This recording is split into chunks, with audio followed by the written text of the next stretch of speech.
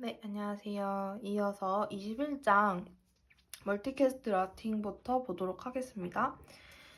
여기서는 멀티캐스트 라우팅의 종류가 세 가지가 나와요.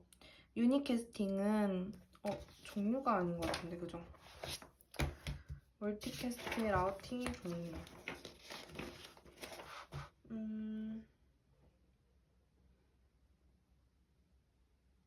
포워딩의 원리. 네, 여기 보면은 멀티캐스트 라우팅에 대한 기본 개념을 배운다. 포워딩 원리를 이해한 후 요 개념이 나오네요. 그 개념적으로만 그냥 보면 되겠어요. 멀티캐스팅의 개념을 알고 유니캐스팅과 멀티캐스팅을 비교합니다. 그리고 멀티캐스팅과 유니캐스팅의 차이를 설명할 거예요. 그래서 여기서 보면은 유니캐스팅과 멀티캐스팅을 비교합니다. 유니캐스팅은 1대1로 전송을 하는 거예요. 이런 식으로. 네. 그리고 멀티캐스팅은 하나의 컴퓨터에서 여러 곳으로 보내는 거죠. 그래서 근원지 주소는 하나의 유니캐스트 주소로 표시하고 목적지 주소는 하나 이상의 목적지 주소를 사용한다는 것입니다. 이거는 멀티캐스팅 대 다중 유니캐스팅인데 얘가 멀티캐스팅이 1대 전체는 아니잖아요. 1대 다면은 얘는 1대 전체예요. 다 보내는 거예요. 근데 과거의 멀티캐스팅은 이렇게 여러 개의 소스 데이터를 다 보내줬어요. 이 하나의 컴퓨터에서. 그러면 굉장히 비효율적이죠. 그래서 최근에는 소스에서는 하나의 데이터만 보내고 나머지 이제 라우터가 알아서 보내주는 이 멀티캐스팅입니다. 예전에는 그 다중 유니캐스팅이라고 해서 이런 식으로 했다고 해요. 네, 그리고 멀티캐스트 주소는 이제 이전에 물리 주소로 바꾸게 되면 얘가 고정 프레임 형식이 있어요. 고정 형식이 있어요. 변환을 할 때 앞에 이렇게 고정적으로 사용해주는 비트는 앞에 이렇게 몇 비트인가요? 지금 48비트에서 23비트 빼면은 25비트인 요 010052를 앞에 꼭 붙여주고 여기 원래 멀티캐스트 주소에서 뒤에 23비트만 똑 떼서 그대로 붙여줍니다. 그러면 이렇게 총 48비트의 물리 주소가 만들어집니다.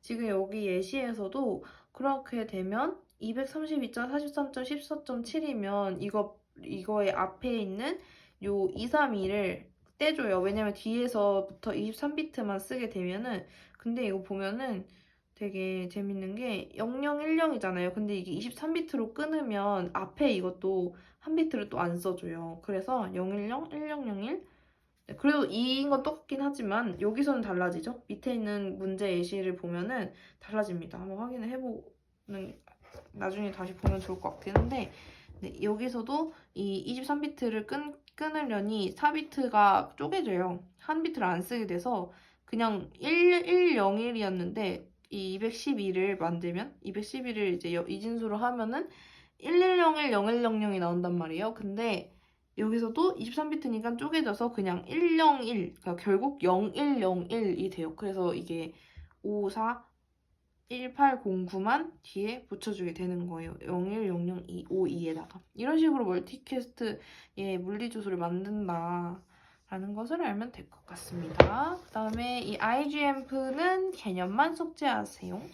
이거는 ICMP 메시지랑 똑같이 안 나오네요. 근데 ICMP 메시지랑 같이 IP 프로토콜의 보조 프로토콜입니다. 그래서 호스트가 라우터한테 물어봐요. 보고 메시지를 보내고 얘는 질의를 합니다. 라우터가 호스트한테. 그래서 얘네들이 질의 메시지는 좀 호스트들의 회원가입에 대한 관심을 물어보려고 이렇게 질의를 하고 거기에 대한 보고를 하는 거예요. 그래서 질의에 대한 설명이 여기 나와 있고 보고에 대한 설명인데 얘는 주기적으로 메시지를 보내요. 질의 메시지는. 그래서 일정 횟수 이상 응답이 없다. 그러면은 얘는 탈퇴하고 싶은 애구나 해서 그 탈퇴를 시킨다. 근데 그 대상이 일반일 수도 있고 그룹일 수도 있고 근원지와 그룹을 특정할 수도 있다. 그냥 이렇게만 알면 될 것 같아요. 그리고 보고 메시지는 얘가 질의 메시지를 보내면 거기에 대한 응답을 하는 것이다는 거예요. 대답하는 거예요. 근데 여기서는 이 IP를 특정한 걸 쓴다. 제너럴 쿼리를 할 때는 물어볼 때는 224.0.0.1을 사용하고 이 리포트를 한다 하면은 얘는 224.0. 대답할 때는 224.0.0.2이다. 이거를 사용한다는 것입니다.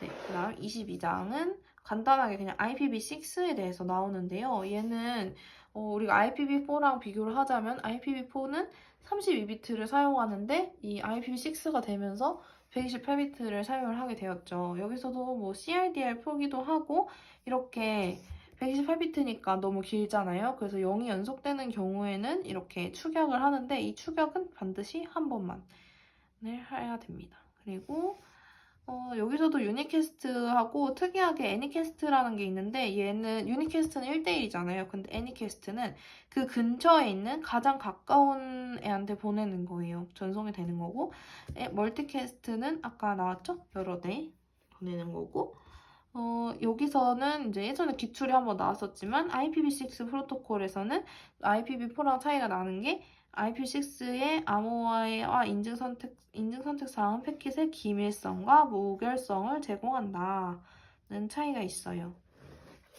네, 이거는 그냥 개념만 위주로 보고 23장으로 넘어갈게요. 얘는 전송층 개요이고요. 전송층에 드디어 올라왔습니다. 원래가 우리가 처음에 맨 밑에는 물리층, 그 위에는 데이터 링크층, 그리고 그 위에는 네트워크층이 있어요. 그 네트워크층 위에는 뭐가 있어요? 네, 드디어 전송층으로 4층인 전송층으로 올라온 겁니다. 우리가 제일 1층인 피지컬 층에서는 물리적인 신호를 정기적인 신호를 바꿔주는 거잖아요. 왜냐면 우리가 뭐 위에서 뭐 어떤 응용 프로그램이고 어떤 패킷이고 받으면 그거를 어쨌든 0101인 정기적 신호를 바꾸어서 다른 네트워크로 보내줘야 되기 때문에 얘는 정기적 신호를 사용하고 그다음에 데이터 링크층에서는 물리 주소가 중요하죠. 그래서 물리 주소인 맥 주소. 그래서 얘는 통신은 이렇게 다른 네트워크가 아닌 바로 인접 노드에서의 그런 전송만 신경을 쓴다는 것이었고, 그다음에 이제 네트워크 층으로 올라가게 되면 얘는 토스트 대 호스트였죠. 그래서 다른 네트워크 사이에 그런 전송들을 신경 쓰기 때문에 얘는 절대 변하지 않는 물리 주소는 이 인접 노드끼리만의 전송을 신경 쓰니까 바뀔 수가 있어요. 여기서 전송은 끝날 거 아니잖아요. 목적이 얘의 전송은 여기서부터 여기 끝까지 보내는 거니까 네트워크에서는 사용하는 그 IP 주소가 절대 안 바뀐다는 거예요. 그리고 이제 드디어 전송층인데 전송층의 역할은 포트 번호를 사용해서 내가 사용하는 응용 프로그램에 뭔가를 전송하겠다, 뭔가 필요하다, 자원 요청을 한다 하면은 뭐 예를 들면 내가 뭐 어떤 게 필요할 수 있죠? 뭐 내가 크롬에서도 어떤 정보가 로그인 정보가 필요하면 다른 데 가서 가지고 와야 되나, 뭐 네이버 로그인할 거면 네이버에 가서 일치하는지 확인을 해야 되고 거기에 이제 데이터가 있으니까 그런 식으로 확인을 해야 되니까 그 내가 사용하고 있는 컴퓨터에서 그 크롬에서의 그 네이버까지 포트 번호를 거기서 열어주는 거죠. 그럼 거기서 이제 들어올 때도 그 포트 번호에 맞춰서 들어와야 되잖아요. 그래서 결국은 컴퓨터의 도착까지 신경 쓰는 건 IP 주소인 네트워크까지고요. 거기서 이제 어떤 프로그램을 사용할 건지, 어떤 포트 번호까지 올려줄 건지는 전송층에서 신경을 써주는 거예요. 그래서 여기서는 종단 대 종단이라는 피어 투 피어라는 통신이라는 말을 사용합니다. 전송층에서는요. 그림에서 나와 있듯이 이렇게 네트워크 층에서는 이 클라이언트와 서버까지의 통신이고 그 안에 내부인 여러 프로세스들 중에 어떤 프로세스에 데이터를 보내줄 거냐 했을 때는 이 전송층이 신경을 쓴다는 것입니다. 그래서 여기서 포트 번호가 중요한데 포트 번호는 여러 가지 종류가 있어요. 여기 임시 포트, 뭐 잘 알려진 포트, 등록 포트, 동적 포트인데 이 범위가 있죠. 그래서 여기 보면 범위가 자세히 나와 있어요. 등록된 포트와 동적 포트는 1024에서 일단 등록된 포트는 1024에서 49151까지고 동적 포트는 49151에서 65535, 216비트까지네요. 그래서 네, 이렇게 사용이 된다고 하는 거고 0에서 1023까지는 잘 알려진 포트라서 외워야 될 것들이 좀 있어요. 그리고 내가 만약에 임시 포트로 사용을 할 거다 하면은 여기 알려진 포트 말고 1024 다음 포트 이상의 포트를 사용을 해야 된다는 것입니다. 네, 그래서 이게 포트 번호의 범위이고 그다음에 이제 소켓 주소는 IP 주소랑 포트 넘버랑 합친 걸 소켓 주소라고 해요. 근데 이 소켓 주소가 뭐냐면 우리 보통 네이버를 이제 들어가게 되면 네이버.com 뒤에 사실은 지금은 뭐 우리가 평소에 보고 그러진 않지만 뒤에 포트 번호를 붙여줘야 돼요.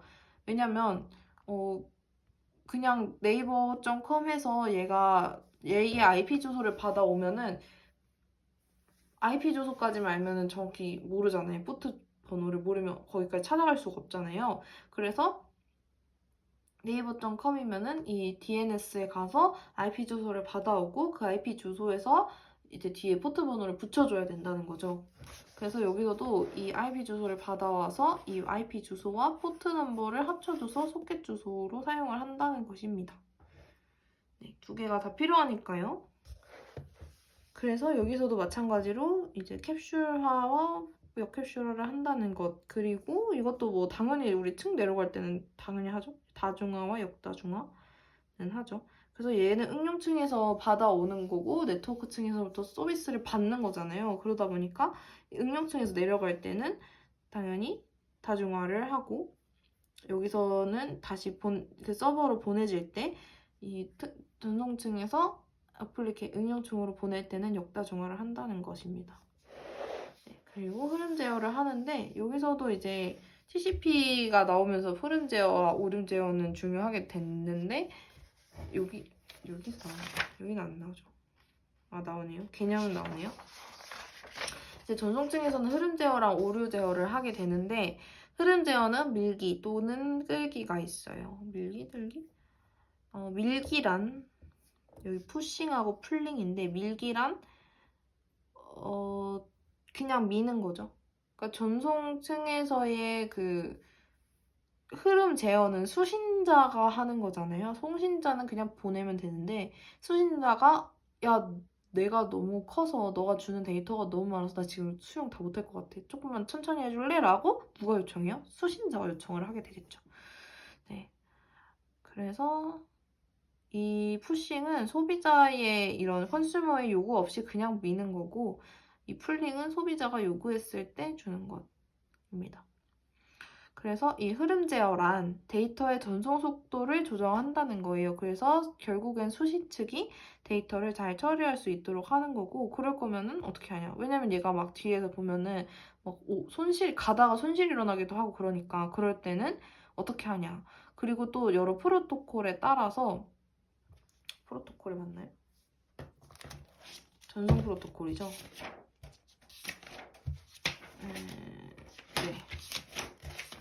전송 프로토콜 IPv 전송 프로토콜에 따라서 얘가 버퍼가 또 있을 수도 있어요. 그래서 버퍼에다가 받은 패킷들을 저장을 해놓고 순서에 맞춰서 보낸다. 뭐 이런 것도 있어요. 그래서 어쨌든 버퍼라는 것은 이 송신이나 수신 측에 있는 패킷 저장이 가능한 공간을 의미합니다.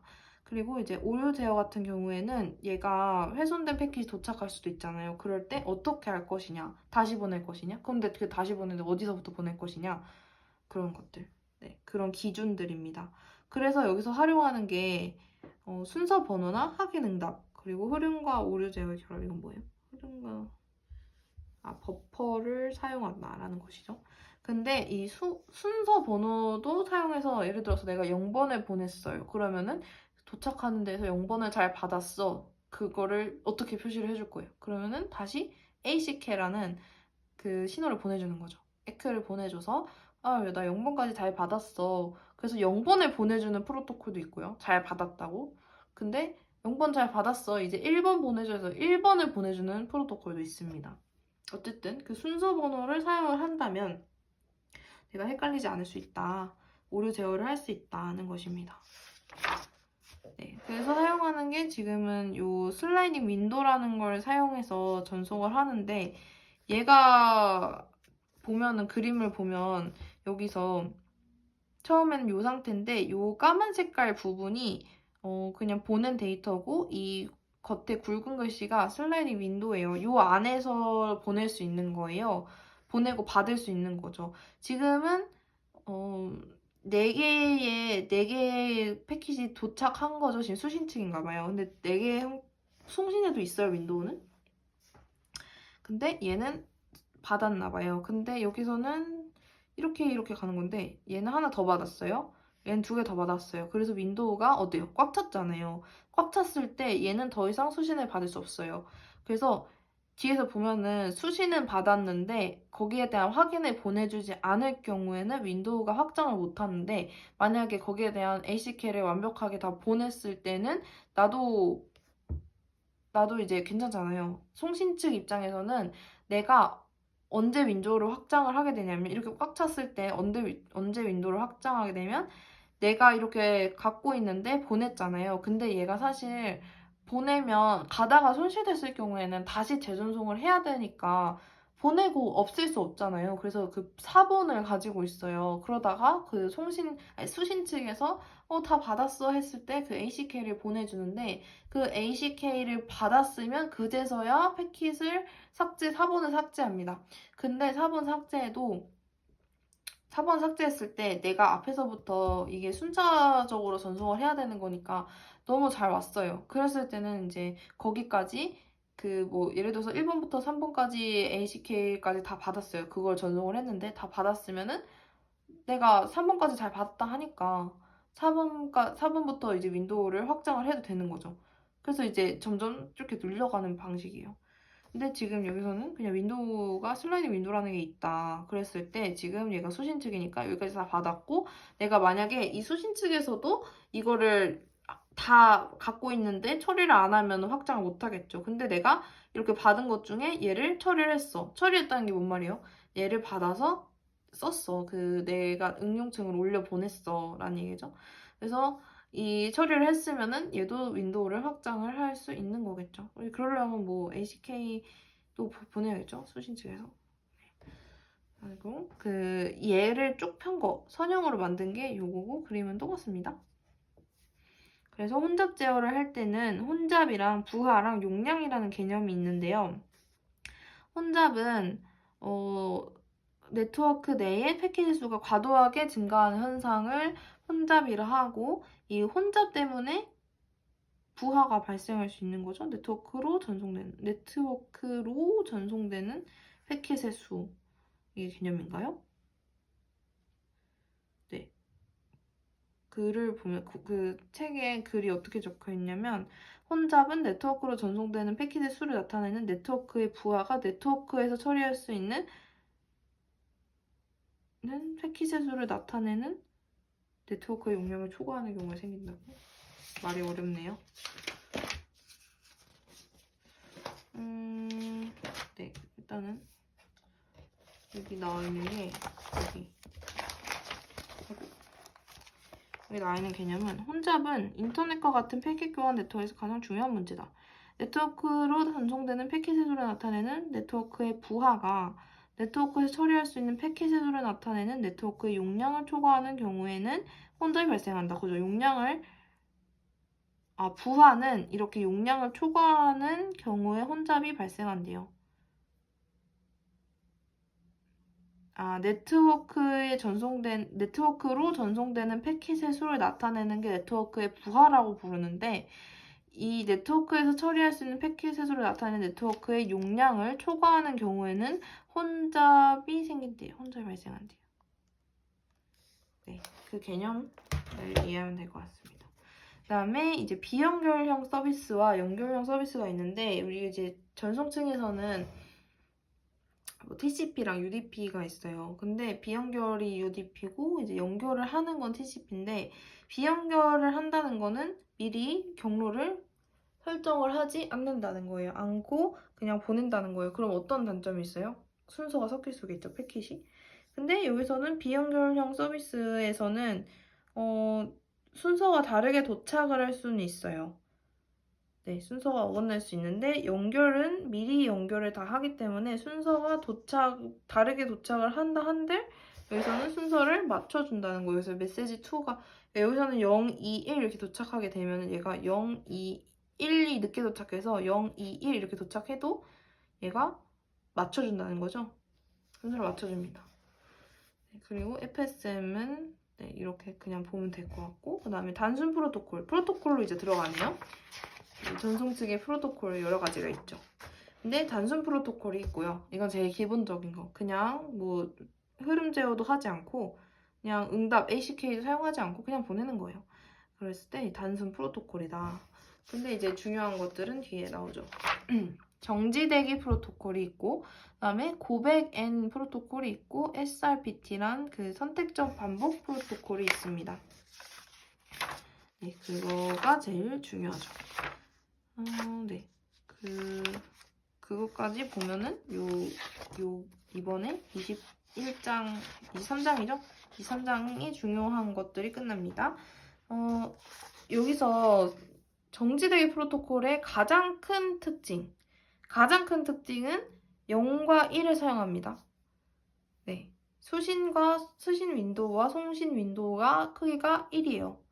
그리고 0과 1을 사용해요. 왜냐면 그럴 수밖에 없죠. 왜냐면 수신 측과 송신 측이 0과 1이니까 보내는 거 0, 받는 거 받았어? 1. 보내는 거 0, 받았어? 1.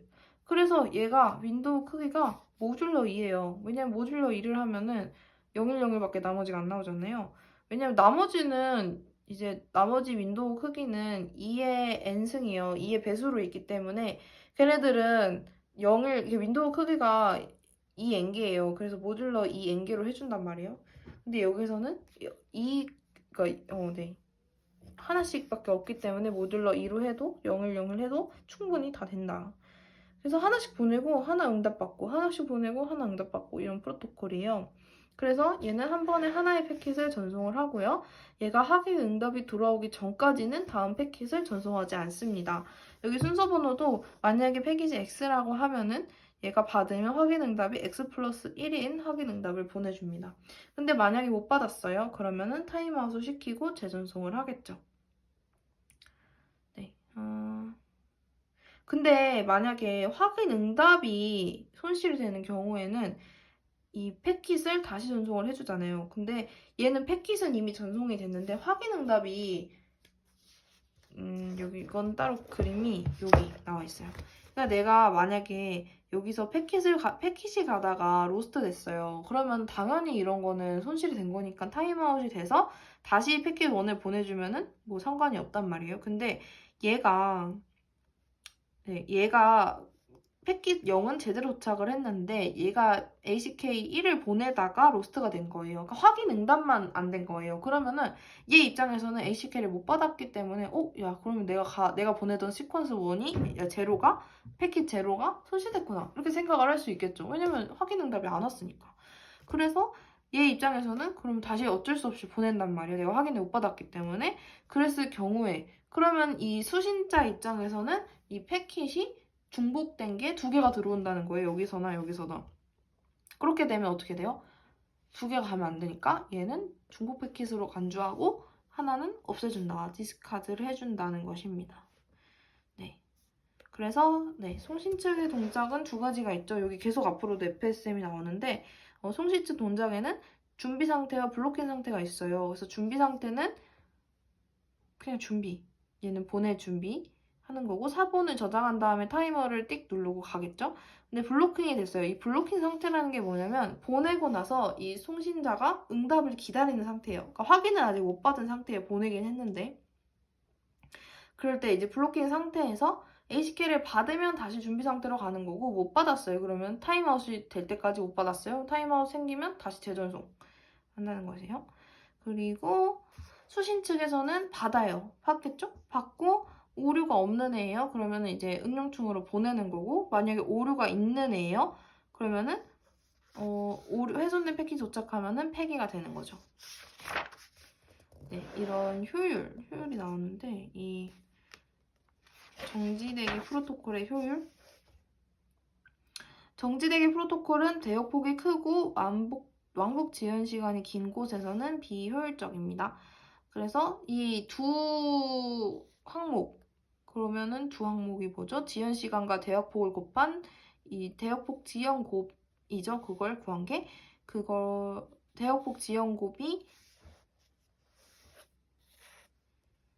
하면 확인 응답을 기다리는 시간까지 계속 데이터를 보낸다면 얼만큼을 보낼 수 있을까?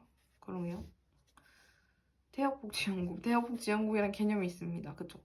이 정지대기 프로토콜은 이게 왕복 지연 시간이 긴 곳에서는 비효율적이다.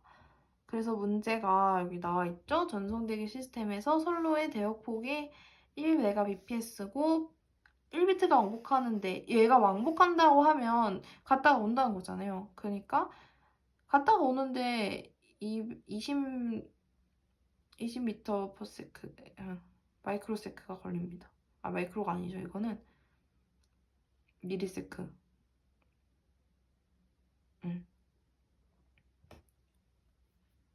네, 그래서 얘가 이 정도 걸린다 하자.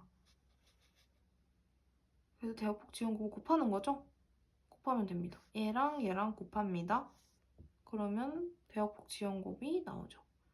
그 이용률은 전체에 이거를 곱하면 2만 비트가 나오는데 그것분에 1000을 하면 이용률이 나옵니다. 그래서 5%가 나오는데 만약에 여기서 지금은 이게 전송 시간만 알려준 거잖아요. 근데 왕복 전송 시간, 지연 시간만 나오는데 여기 뭐 ACK의 지연까지 더해지면 그거까지 더해져가지고 여기서는 그냥 1000인데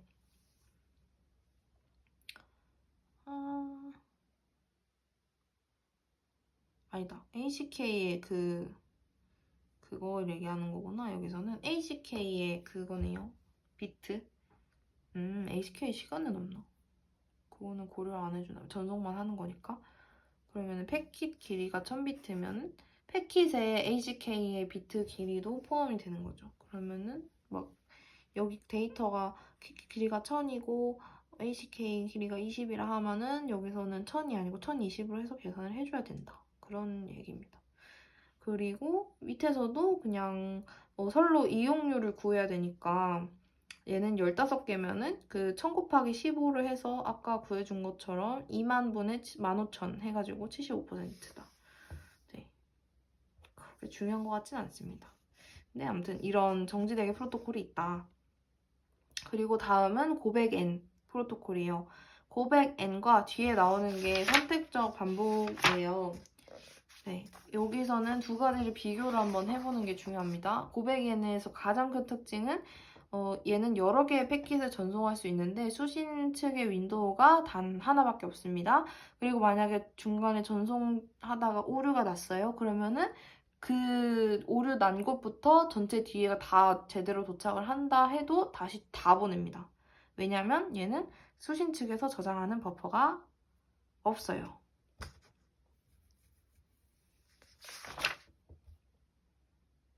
네, 그래서 순서 틀렸으면은 다 없애줍니다. 그리고 이 선택적 반복은 얘는 버퍼가 없다? 버퍼가 없는 거면 윈도우가 하나여서 그런가 봐요. 네, 어쨌든 이 선택적 반복 프로토콜은 가장 큰 특징이 얘는 N개를 보내고 E의 N개를 보내고 여러 개 보내고 여러 개 받아요. 그리고 얘가 오류가 전송하다 오류가 생겼을 경우에 오류가 생기면 다 보내는 게 아니고 오류 난 것만 보낸다는 특징이 있습니다. 네, 그래서 고백엔 한번 볼게요. 고백에는 이렇게 보면은 윈도우가 커요. 근데 보내는 윈도우는 큰데 받는 건 하나뿐이에요. 순서 다르면 다시 다 보내야 되는 거예요. 얘는 왜냐면 버퍼가 없다기보단 얘가 윈도우 크기가 하나니까 그거 아니면 안 받는 거예요. 그거 아니면 안 받아요. 그러니까 내가 기대하는 그 윈도우의 번호, 기대하는 RN을 아니면 아예 폐기를 해버립니다. 그러겠네요. 네, 그렇습니다. 그래서 순서 번호 여기 사용하는 m비트라고 하는 거는 순서 번호고 만약에 m이 3비트면은 3비트면 2에 3이니까 3비트가 표현할 수 있는 순서 번호 개수는 8개잖아요. 그래서 8개고 8개다. 그래서 순서 번호는 8개가 있을 수 있고 그게 바로 송신의 크기예요. 윈도우 크기입니다. 그래서 여기서 사용하는 ACK는 앞에서는 이 정지대기 이거는 0과 1만 사용했잖아요. 근데 여기서는 이 다음 패킷의 순서 번호를 의미해요. 예를 들면 0번을 보냈는데 0번이 잘 도착했어요. 그러면 이제 1번을 원해 하고 ACK는 1번을 보내는 거죠. 송신 윈도우를 보면은 지금 4가지 영역으로 나뉘죠. 이 송신 윈도우 안의 영역과 밖의 영역인데 그 밖의 영역에서도 여기 영역은 보이나요? 여기 영역은 이미 전송이 완료돼서 얘가 이미 이동을 하기 전에 이동을 해서 이제 더 이상 사용을 안 하는 거죠. 네, 그리고 이미 전송이 완료된 부분이고 여기 윈도우가 있고 윈도우 밖 부분은 아직 전송이 안 되는 거. 그러니까 전송을 할 수 없는 애들이고 이 안에 있는 애들만 전송을 할 수 있는 부분인데 그 안에서도 나뉘어요. SF가 이제 윈도우의 시작 부분을 가리키고 SN은 다음에 이제 전송을 할 번호를 말을 하는데 요 사이에 요 SF와 SN 사이 요 부분은 전송은 했지만 아직 ACK를 받지 못해서 내가 얘 윈도우를 못 밀어요. 지금 밀지는 못한 상황이고 근데 전송은 했어요. 그리고 여기 456은 내가 전송을 여기까지 했으니 그 다음 번호 이제 내가 다음에 전송을 해야 될 번호입니다. 근데 여기서는 이제 전송을 할 수는 있지만 응용층에서 해당 데이터가 아직 수신되지 않는 번호예요. 보내줄 수는 있어요. 그러니까 얘가 아니다. 그죠? 예, 만약에 근데 여기서 ACK가 지금 기다리고 있는 애들인 거잖아요. 근데 ACK가 만약에 안 왔어요. 그러면 얘가 SN이 후퇴를 해요. 어디부터 안 왔어? 내가 이걸 갖게 해가지고 다시 백을 한 다음에 만약에 ACK 1번이 왔어요. 그러면 야 내가 0번까지는 잘 받았어. 근데 이제 1번 원에 나는 분명히 3번까지 보냈는데 뭔 소리야 했는데 아니 근데 중간에 손실된 것 같아. 0번까지는 받았으니 ACK 1번 나 1번부터 다시 보내 해서 SN이 다시 1번으로 가서 다시 쭉 다 보냅니다. 네, 그런 송신 윈도우를 가졌고 지금 보면은 여기서는 뭐 송신 윈도우는 3가지의 변수를 가지겠죠. SF, 처음과 보낼 번호, next to send, 그리고 사이즈를 가질 테고 최대값이 이 가상 상자라고 하지만 추상적인 개념이죠. 사실 실제로 쳐져 있진 않으니까. 이런 상태에서 만약에 4567, 012 이렇게 얘가 지금 0에서 7까지니까 m이 3비트에 윈도우 사이즈가 2의 m이잖아요. 그러니까 8인데 최대값이 2의 m-1이죠. 그러니까 3비트면 2의 3, 8보단 작아야 된다는 거잖아요. 그죠? 크기가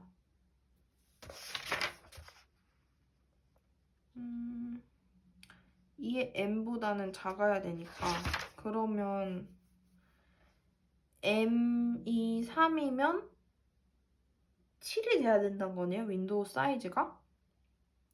근데 얘가 순서 번호가 8개니까 m이 0에서 7까지니까 m이 3인데 윈도우 사이즈는 지금 7이라는 얘기네요. 그러면 그죠? 2의 3에 마이너스 1이니까 7이다.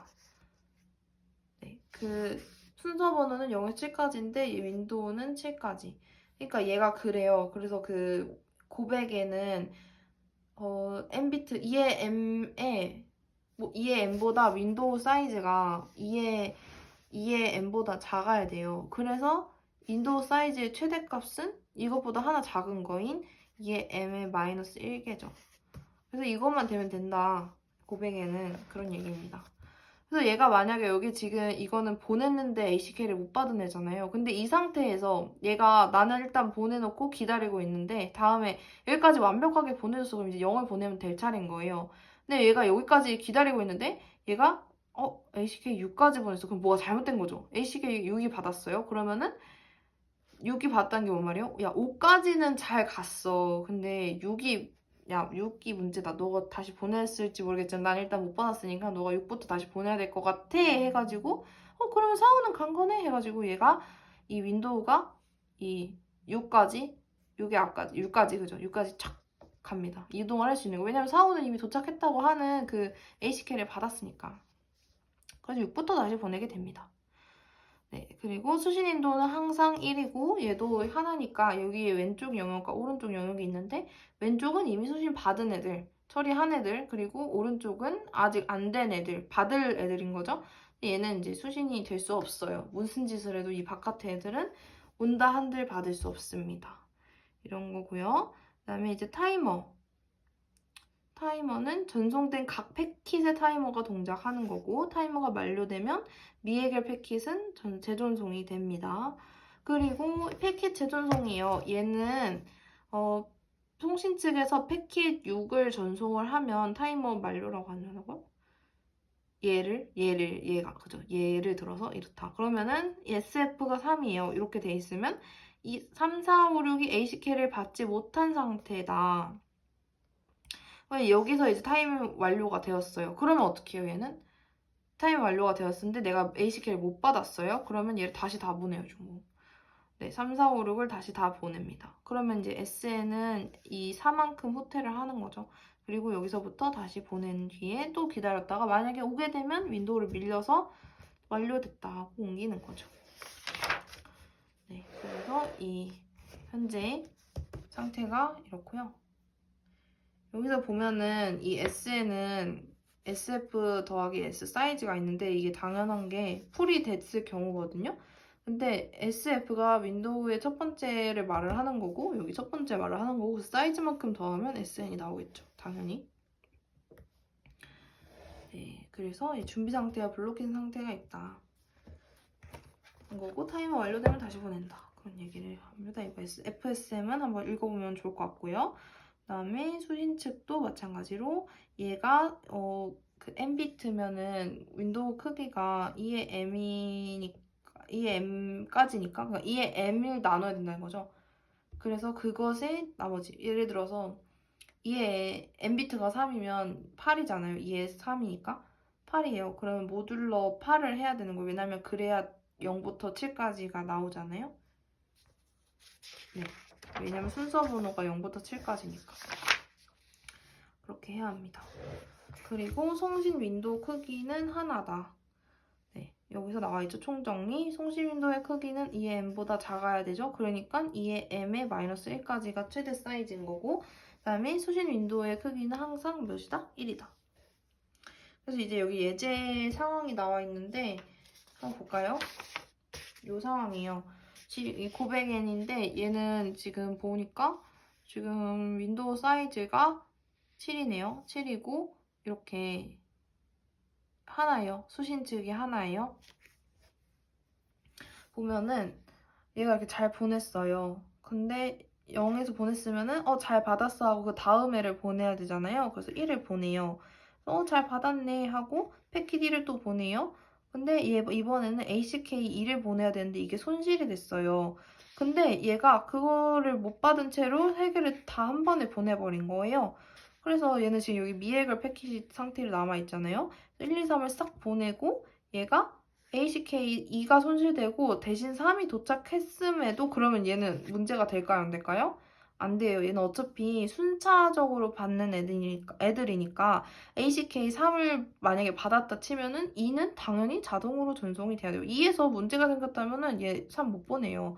얘가 누적이니까 4까지 왔으면은 이거 하나만 받더라도 2, 3까지 1, 2, 3이 다 정상적으로 왔구나 하는 것입니다. 네, 그래서 얘는 누적이다. 이 ACK4라는 거, 그리고 ACK3이라는 거는 그 이전 것까지 모두 잘 전송이 되었다는 걸 포함을 한다는 것이에요. 네, 그렇고 이게 그 다음에 만약에 요 밑에 그림이에요. GBN 900N이 손실이 된 상황이에요. 900N에서. 이 패킷 0번을 보내서 1번을 받았어요. 근데 이 패킷이 가다가 로스트가 된 거예요. 그렇게 되면 무슨 상황이 일어날까요? 여기서는 얘가 무조건 지금 RN이 기대하는 번호만 받아야 돼요. 1만 받아야 되는데 제가 그런 1을 받아야 되는 상황에서 2를 받은 거예요. 그러면 당연히 얘가 안 된다 하죠. 나는 1을 기대하고 있는데. 그래서 1을 받으면 그 2를 폐기해버립니다. 그리고 3을 받으면 3도 폐기해버립니다. 그리고 얘가 ACK라는 거는 일단 뭔가 도착하면 거기에 대한 응답이에요. 근데 얘가 패키2가 도착했을 때 패키2가 ACK 1을 보내겠죠. 왜냐면 거기에 대한 응답으로 야, 너 지금 패킷 2잖아. 나는 지금 패킷 1을 받아야 돼. 그것도 제대로 못 받았단 말이야. 그건 손실됐어. 다시 보내. 라는 의미로 ACK 1을 보냅니다. 그리고 패킷 3도 마찬가지로 응답을 무조건 보내야 되니까 보내게 되겠죠. 똑같은 ACK를. 근데 ACK 1을 하나 받았잖아요. 그죠? 네, ACK 1은 여기서 받았고 여기서 받은 애들은 쓸모가 사실 없기 때문에 여기서 디스카드를 한다는 것입니다.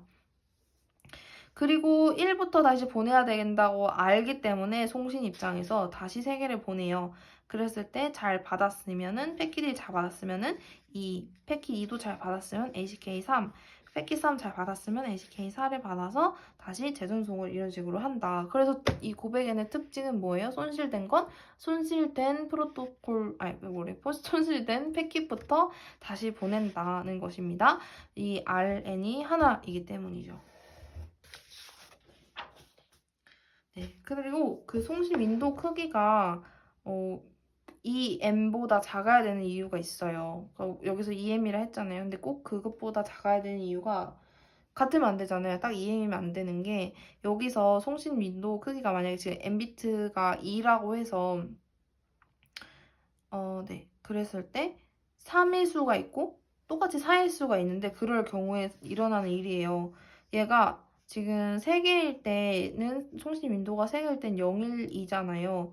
그래서 얘가 0, 1, 2까지 보냈을 때 다 패킷이 ACK가 손실이 됐을 때 그 다음부터 다시 보내게 되면은 패킷 0을 보내게 되잖아요. 그랬을 때 얘는 얘가 하나씩 3개만 윈도우가 3개면은 그 다음 패킷이 0번이 가더라도 잘 받아진단 말이에요. 네. 맞아요. 왜냐면 3번 뒤에 0번인데 네, 그죠. 왜냐면 이게 한 번에 가는 게 0, 1, 2, 3이니까.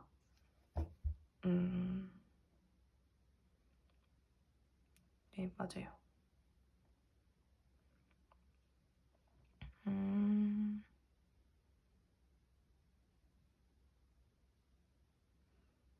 윈도우가 3일 경우에는 받고 했는데 왜 안 와? 했을 때 0을 보냈는데 나 3을 기대하는데 왜 0이야? 해가지고 오류로 생각하는데 맞네요. 얘가 보내는데 손실이 돼가지고 ACK가 손실이 됐잖아요. 그래서 패킷 0을 다시 보냈는데 얘는 문제가 없어요.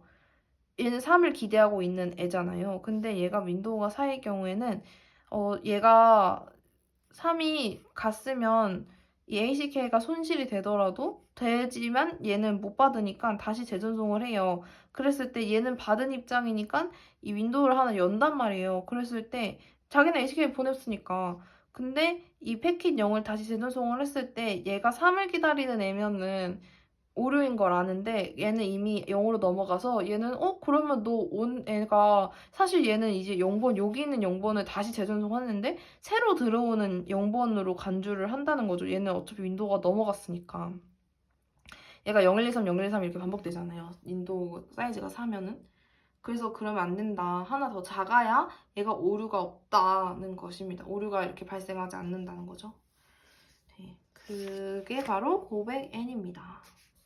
선택적 반복은 아까도 말했듯이 이렇게 여러 개를 보내고 여러 개를 받는데 이럴 때 윈도우가 여러 개이기 때문에 만약에 빈 애들이 들어왔어요. 중간에 손실되면은 손실되지 않은 애들부터 저장을 해놓고 손실된 애들만 다시 전송을 해서 받습니다.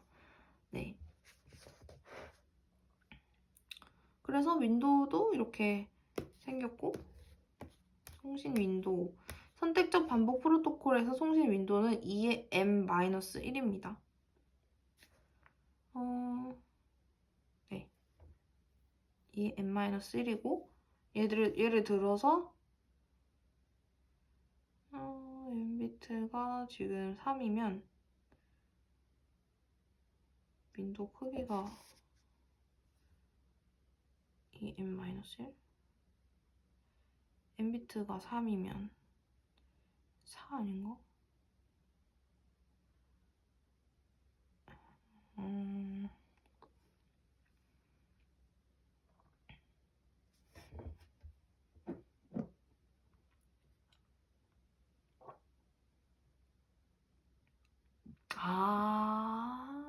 이게 순서 번호네요. 얘가 Mbit가 3이 아니고 15까지잖아요. 그러면은 Mbit가 4네요.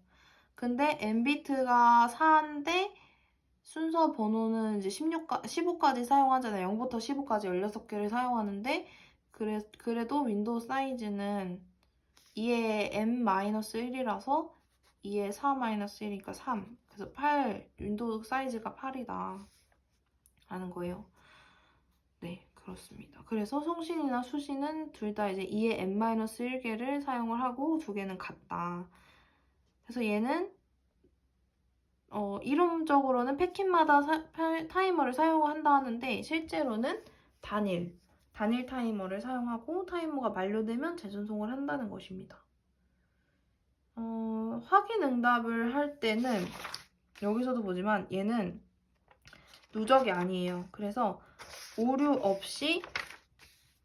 얘는 오류 없이 온 애의 번호를 보냅니다. 아까 고백에는 플러스 1을 해가지고 나 이제 이거 보내줘 여기까지 잘 받았어 하는 의미로 플러스 1을 하잖아요. 근데 얘는 0번 보냈으면 0번 잘 받았어. 1번 보냈으면 1번 잘 받았어. 못 받았어? 그러면 이제 못 받았으면은 네, ACK를 보내주겠죠?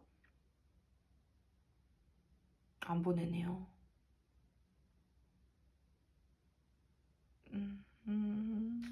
ACK를 안 보내고 ACK가 안 왔을 때 타임아웃이 되면 다시 재전송을 하는 것 같아요. 블로킹 상태에서 타임아웃이 발생한다.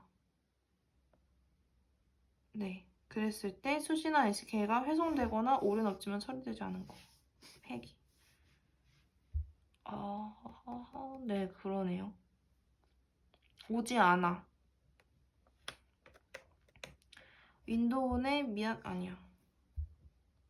타이머 구동. 송신 측 블로킹. 아직 처리되지 않은 패킷의 ACK 수신.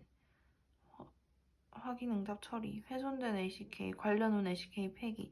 네, 만약에 그것도 다 아니다. 이럴 때는 요 위에 게 다 아니다 하면 타임아웃이 발생합니다. 그래서 재전송. 윈도우 내 미확인 응답된 패킷 모두 재전송한대. 그러니까 ACK를 안 받으면 못 받았다고 간주를 하고 재전송을 하는 것 같습니다. 네, 그리고 여기 예제에서 보면은 0, 1, 2, 3, 4, 5위에 6개의 패킷을 전송을 한대요. 이 6개를 전송을 하는데 에크 3을 받았어요. 한번 볼까요? 0, 1, 2, 3, 4, 5인데 6개인데 에크 3을 받았어요. 그랬을 때 고백 N 같은 경우에는 에크 3을 받았으면 3까지 잘 받았어. 아니다. 그죠. 2까지 잘 받았어. 3부터 보내줘. 하는 얘기예요. 그래서 3부터 다시 2까지는 괜찮아. 3부터 다시 보내. 라는 얘기였고 만약에 SRPT는 ACK 3을 받았을 경우에 얘는 3번만 잘 받았어. 라는 얘기예요. 3번만 잘 받았어. 지금 차이를 알겠죠? 차이는 ACK가 차이가 있어요. 고백에는 ACK 같은 경우에는 그 이전 것까지 다 잘 받았다는, 왜냐면 ACK가 플러스 1을 해서 보내주기 때문에 이전 것까지 잘 받았다는 얘기고, 얘는 SRPT는 받은 것에 대해서 잘 맞다. 3번 보냈어? 3번 잘 받았어? 하면 3을 딱 그대로 보내주기 때문에 그 차이가 있는 것이죠. 네, 그리고 요거 SRPT의 경우입니다. 여기서 볼 수 있듯이 패킷 0이 가면 0에 대한 걸 잘 받았다 하면 0을 ACK를 보내요. 1이 아닙니다. 그리고 패킷 1이 가다가 손실됐어요. 그래도 얘는 일단 ACK를 안 하고 이 타이머가 만료되면 얘가 여기서 확인해줘요. 기간 내에 못 받은 애들 누구야? 이렇게 해서 그 못 받은 애들에 대한 미확인 패킷에 대해서만 다시 전송을 하는 거예요. 얘가. 그래서 2가 보내지면 2를 받고 3을 보내면 3을 받아요. 그리고 1을 다시 보내죠. 여기서 타임아웃이 됐으니 야 지금 못 받은 애 누구야? ACK 못 받은 애들 1밖에 없네? 그럼 1 다시 보내. 이렇게 해서 그 상태에서 이제 수시는 요 1을 못 받았으니까 1을 비워놓죠. 그래서 일단 윈도우를 못 밀어요. 못 밀긴 하는데 얘가 1이 도착하면은 다 도착했네 해가지고 그거를 이제 다 올리죠. 어플리케이션 층에. 네. 근데 이게 윈도우가 밀 때 응용층으로 전달을 해요. 저장을 해서 네, 패킷과 RN을 포함한 연속된 패킷을 올려요. 그러니까 얘가 다 도착하기 전까지는 안 올려요. 응용층으로. 근데 얘가 다 도착을 하게 되면 그제서야 오케이 다 왔어 하고 응용층으로 올려주고 윈도우를 밀어줍니다. 그게 지금 SRPT 프로토콜이고 윈도우 크기도 아까 말했던 마찬가지로 얘는 2m의 반, 그러니까 2m 빼기 1을 해줘야 된다는 겁니다.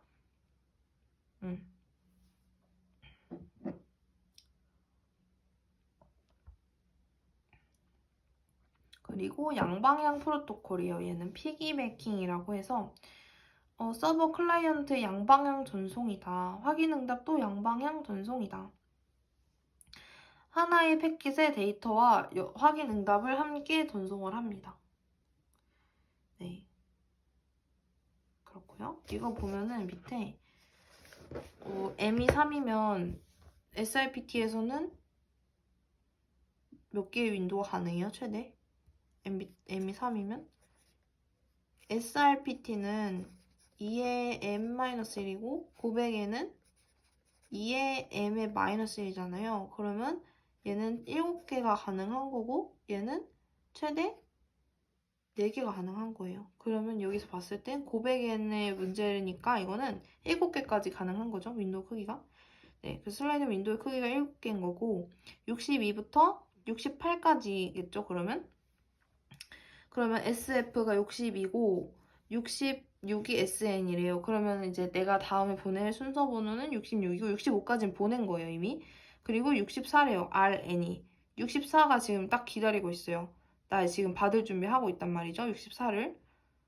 네, 맞아요. 그러니까 63까지는 잘 보내진 거죠. 64가 잘 도착한 거예요. SN은 65까지는 보낸 거고 65에 대한 그 ACK를 못 받은 거죠, 아직. 그리고 64, 지금 송신 측에서 63도 현재 미처리된 걸로 보아하니 얘도 송신 입장에서는 ACK를 못 받은 것 같아요. 얘는 네 보냈는지 모르겠어요. 63까지는 잘 봤어 하는 얘기를 하는 거 보니까 그렇게 되면은 전송 중에 데이터 패킷의 순서 번호는 무엇이냐? 전송을 하고 있는 데이터 패킷의 순서 번호.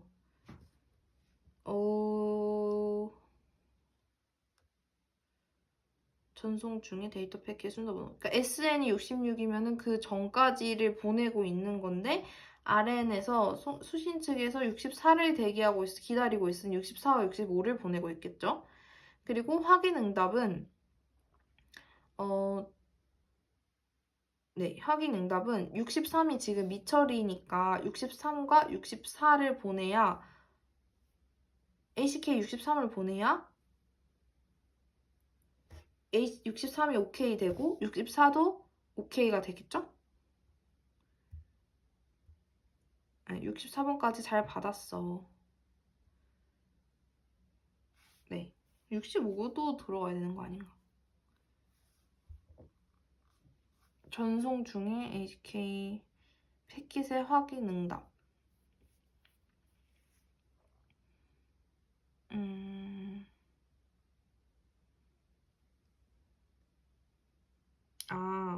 그러니까 아직 65는 못 받았다는 거죠. 왜냐면 65, ACK를 보내버리면 얘가 65가 돼야 되는 거잖아요. 근데 얘가 65가 되진 않고 64니까 이 상태 자체에서는 65까지 안 가는 게 맞죠. 64가 가는 게 맞죠. 64번까지는 잘 받았어 해야 되니까.